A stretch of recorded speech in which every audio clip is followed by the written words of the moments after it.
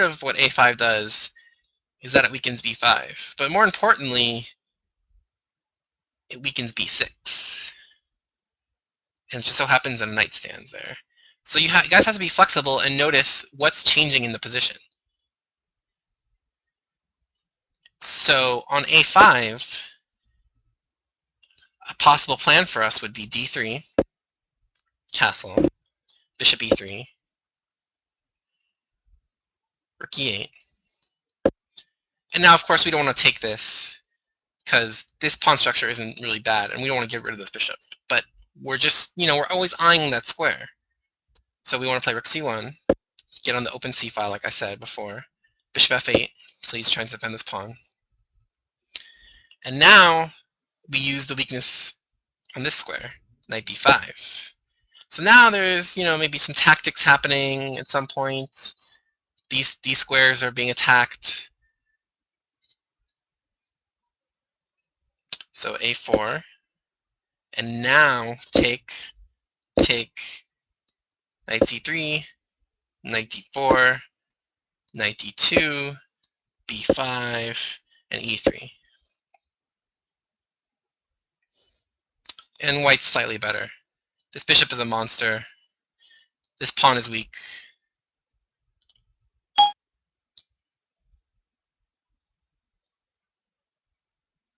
And this is a slight plus. So you delay the exchange until you can get some sort of tangible benefit out of it.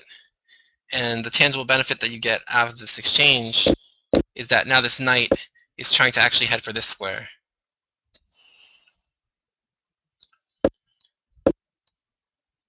So e3. So now this knight could eventually get a permanent home on d5.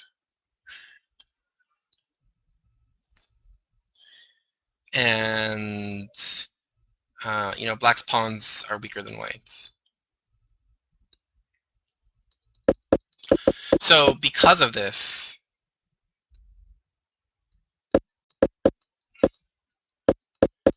most top players wouldn't play a5 here, actually. So yeah, it does stop b4, but you're kind of cutting off your nose to spite your face.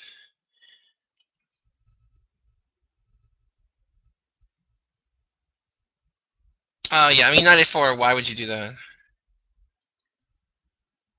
I mean, you're just exchanging this knight for this knight, like, doesn't make any sense. But indeed, what usually happens is just castle. And then, of course, b4, bishop e6, good move rook b1, f6, d3,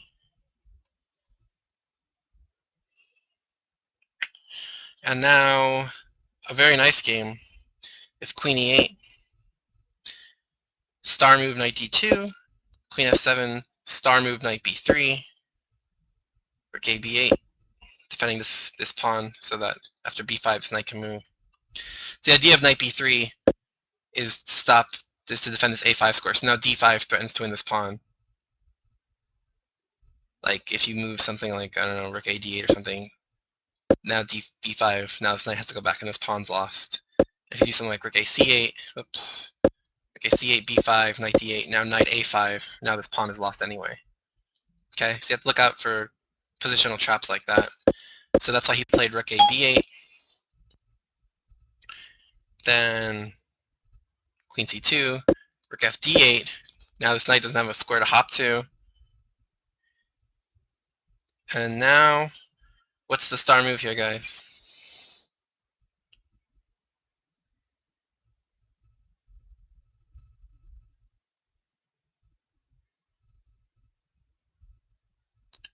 What's the star move here?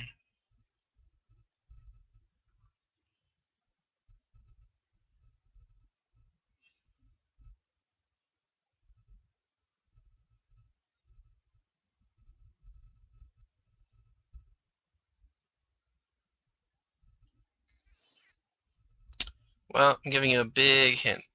Yep. So now you exchange this good bishop, but you completely wreck black's queen side. So he has to take now. And now knight a5, attacking this pawn, queen e8, defending it. Bishop d2, just getting ready to put a rook on the c file and just pile up on this pawn. f5, rook fc1, rook d6, and now star move. White to move and win pretty much.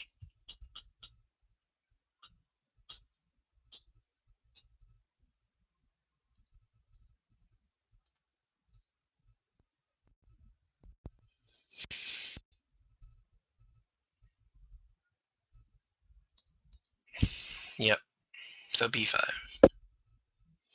And white wins. I'm threatening to win this pawn, and if you take, and then this pawn's going to fall, this pawn's going to fall. All the pawns fall. So anyway, that's just a sampling of what can happen in this, but never mind. This didn't happen. And instead, on move 8, white played d3. Sensible move. Okay.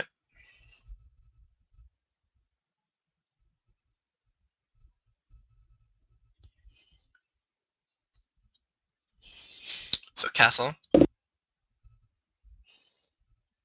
a3.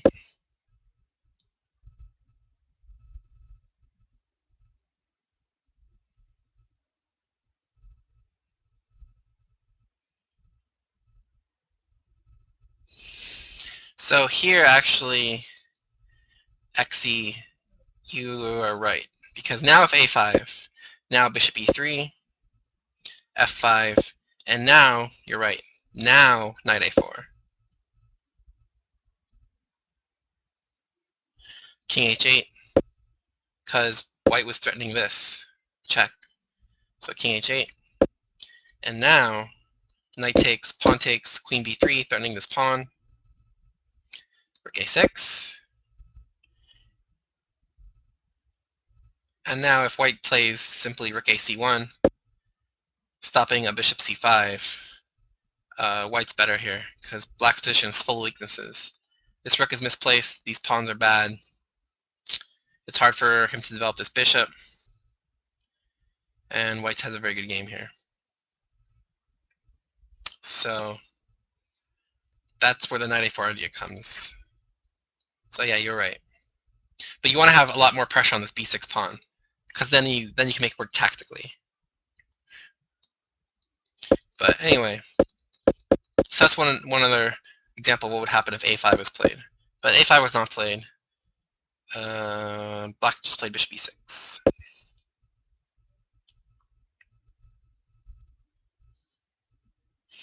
Okay, so b4.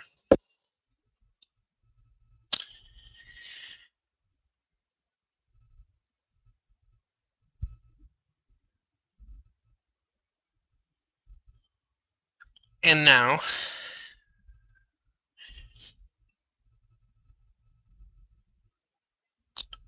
what do you guys think black should do here?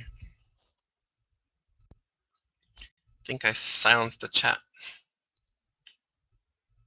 But what should black do here?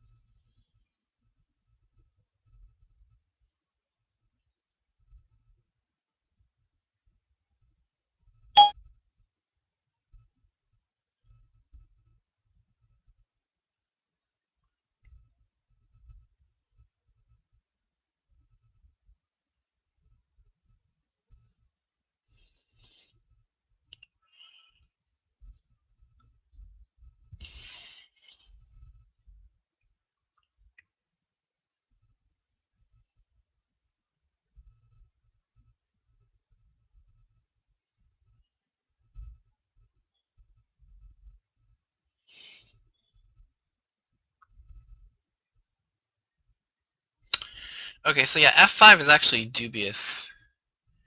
And I believe f6 is a little too passive, because you ideally do want to play f5.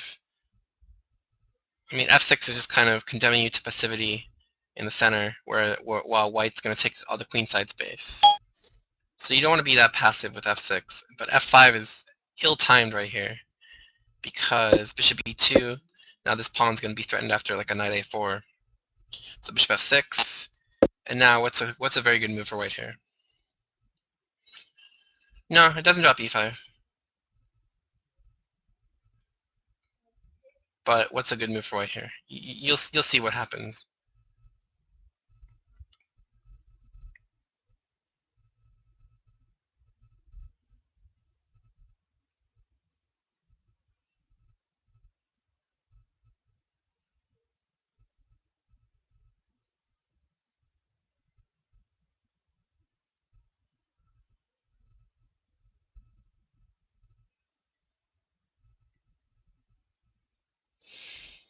Not b5.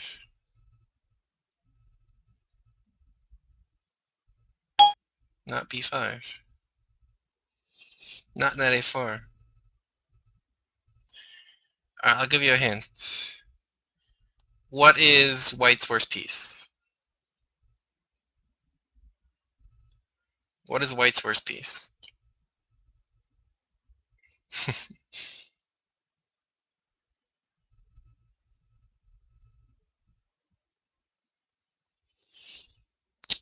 Sorry, make it easier. White's worst minor piece is what I mean. So which piece is white's worst minor piece? The minor piece. No, minor piece. Yeah, blunder knight is right. It's this guy. Okay, so the question is, what square do you want this guy on? Be adventurous. What square do you want this guy on? Be adventurous. Don't say here. But what square? Be adventurous. This is Silman technique, guys. Dream square for the knight. Dream square for the knight. What's the dream square? Dream square. Don't worry about how to get it there. Just what's the dream square? Dream square first, figure out how to get there later. If you can do both, fantastic, but all I'm asking for is where it wants to be. It wants to be someplace where it's defended twice? I don't think so.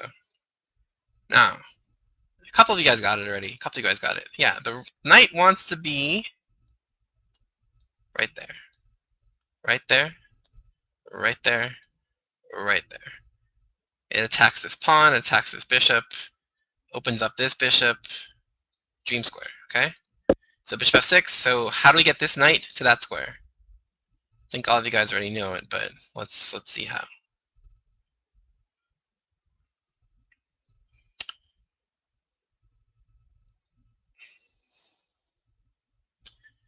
Yep. So how does it get here? Hippity hoppity, hippity hoppity, right? d2, b3, c5. So what did white play here? Knight d2 star move, queen e8, knight b3 star move, rook d8, knight c5 star move, bishop c8, and now what does white play here? So we got hippity hoppity hip, and now what does white play here?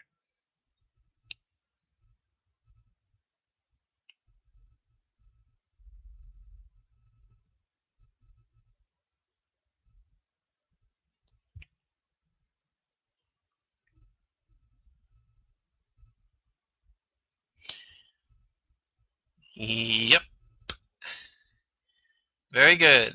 Knight b5. And now I'm threatening this, as well as threatening take and take. So if you play queen f7, for example, to defend this guy, I just take on c6, take on a7, and it's GG. Alright, so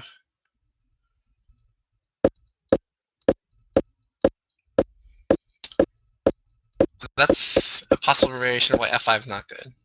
But okay. So it's b4, knight d4 also possible, and there bishop d2, take, c6 to stop this bishop from attacking